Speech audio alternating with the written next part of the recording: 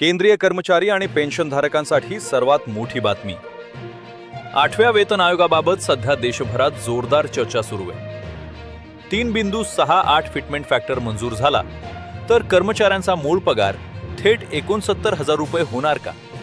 आणि याबाबत काल संसदेत सरकारनं काय मोठं विधान केलं, जाणून घेऊया. कर्मचारी संघटनांनी फिटमेंट फॅक्टर 2.57 वरून थेट 3.68 करण्याची मागणी केली आहे. तसंच कुटुंबातील सदस्यांची संख्या 3 ऐवजी 5 धरून वेतन ठरवण्याची मागणी आहे.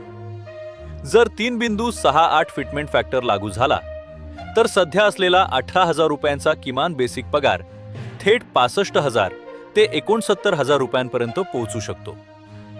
आता हा वाढीव पगार कधी लागू होणार? तर 3 नोव्हेंबर 2025 रोजी स्थापन झालेल्या 8व्या वेतन आयोगाला शिफारशी सादर करण्यासाठी 18 महिन्यांचा कालावधी दिलाय. याचा अर्थ आयोगाचा अंतिम अहवाल मे 2027च्या मध्यापर्यंत सरकारकडे सादर होईल. आता सर्वात महत्त्वाचा प्रश्न, काल संसदेत काय घडलं? संसदेत विचारलेल्या प्रश्नाला उत्तर देताना केंद्रीय अर्थ राज्यमंत्री पंकज चौधरी यांनी स्पष्ट केलं की 8वा वेतन आयोग ही एक पूर्णपणे स्वायत्त म्हणजेच स्वतंत्र संस्था आहे. आयोग काय चर्चा करतोय याचा कोणताही अंतरिम रिपोर्ट सरकारला देणं बंधनकारक नाही.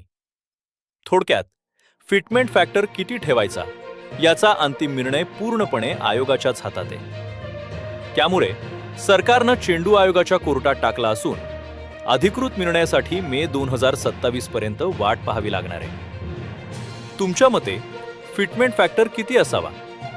कमेंटमध्ये नक्की सांगा.